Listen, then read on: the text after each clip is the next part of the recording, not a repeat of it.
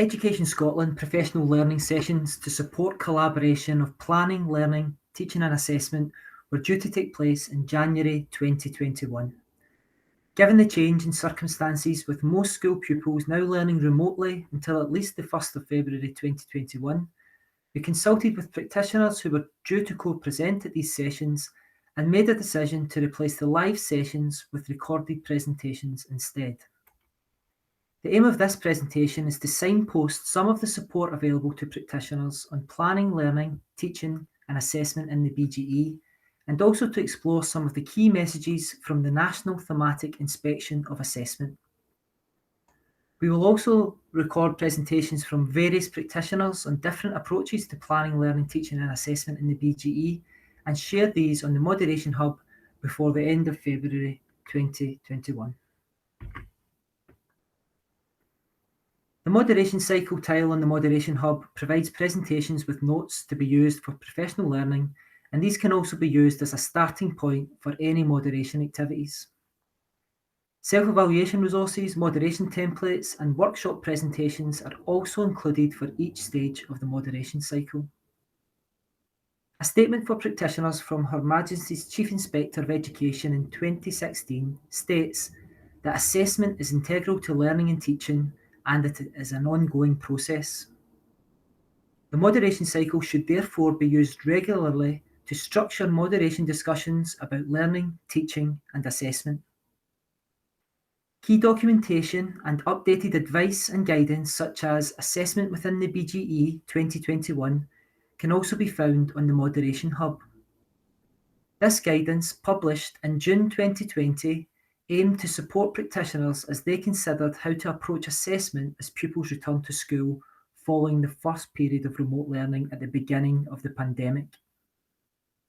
A recorded presentation on this specific guidance can also be accessed in the recorded presentations tile. This guidance may also support practitioners in their approach to assessment when pupils return to school following the current period of remote learning. In this tile, please also check out the guided moderation audio recording. This presentation explains each stage of the moderation cycle in more detail and can be used to support collegiate planning for learning, teaching and assessment or review of learner evidence. What constituted high-quality learning, teaching and assessment prior to the pandemic and what constitutes high-quality learning, teaching and assessment now has not changed. Learning should be motivating, meaningful and enjoyable. It should be well matched to learners' needs and interests, with learners being considered at every stage of the moderation process. It remains important that learners understand the purpose of their learning and that assessment remains integral to learning and teaching. Learners therefore need to know what they are learning and also what they need to do to be successful. When planning assessments, consideration should be given to what the learner is being asked to demonstrate, apply, or explain as a result of the learning experience. Remote learning provides both opportunities and challenges in planning high-quality learning, teaching, and assessment.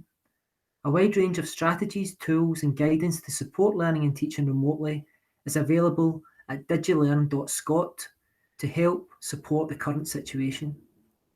This site provides information and guidance on learning and teaching online, Office 365 and G Suite and Glow, as well as links to recorded and upcoming webinars hosted by Education Scotland staff.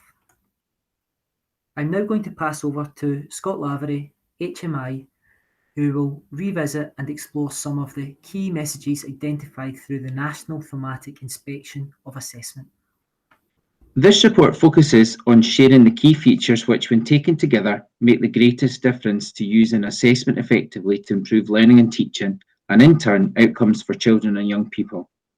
It is based on evidence relating to the use of assessment within the broad general education from 252 school inspections and 163 early learning and childcare inspections carried out during the 2018-19 academic year. It also draws on visits to primary and secondary schools and early learning and childcare settings during November and December 2019. The aim of this report is to share more widely what is working in establishments across Scotland, stimulate professional reflection and dialogue about assessment approaches and how these are used to inform improvements in learning and teaching, and help secure improved outcomes for children and young people. Although this was written and published before the pandemic, the messages in this report are still relevant at this time. HM inspectors identified the following features which are present in schools and settings where approaches to assessment are highly effective and lead to better outcomes for children and young people. These features do not constitute a checklist, and these are not mutually exclusive. Where practice is strongest, these articulate well with each other, creating the conditions for high-quality assessment of learning. In this presentation, we will draw upon some key messages which are important to you as practitioners to consider at this time. As practitioners, firstly, it is important to use a wide range of assessment approaches to understand where learners are in their learning. In effective practice, a range of assessment data is used very effectively to identify learners' needs and plan learning across the school, specifically for target groups of learners. There is increased evidence of high-quality feedback and learning conversations taking place. These ensure that children and young people have sound knowledge of themselves as learners. They understand what is expected of them, their strengths, and the areas where they need to improve. The evidence also shows that schools should continue to ensure that assessment is fully embedded in the planning process.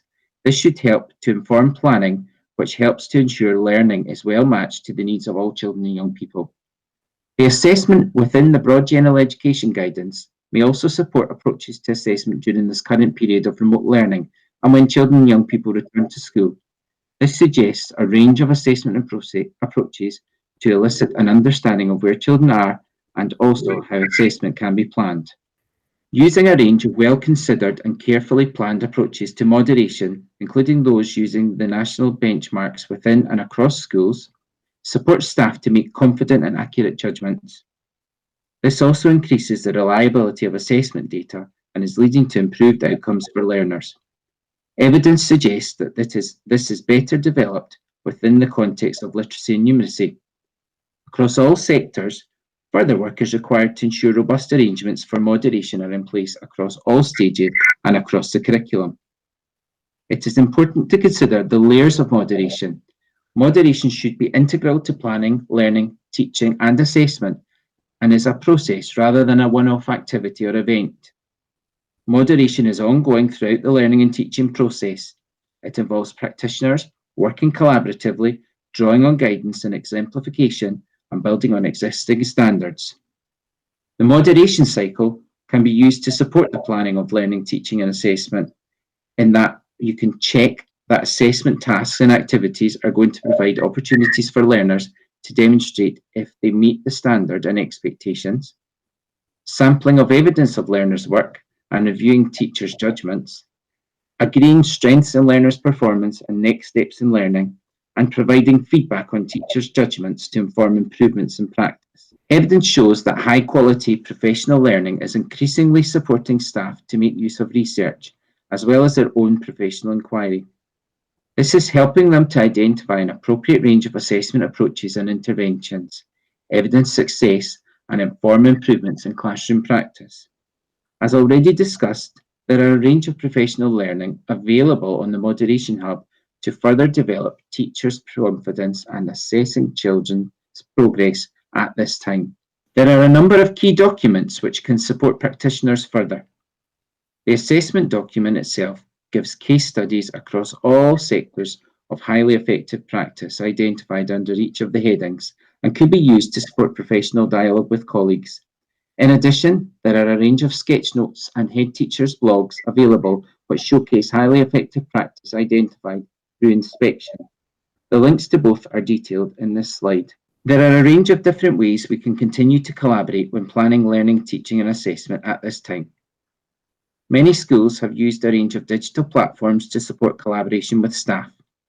Page 12 of the Learning and Teaching Online document details some of the different ways in which staff can collaborate online. This is even more important now, so teachers can continue to share expectations and standards in terms of children's progress. One simple way this could be achieved would be to set up dialogue between staff within levels, both in relation to planning, learning, teaching and assessment, and also to review learners' work in order to determine what this says about their progress.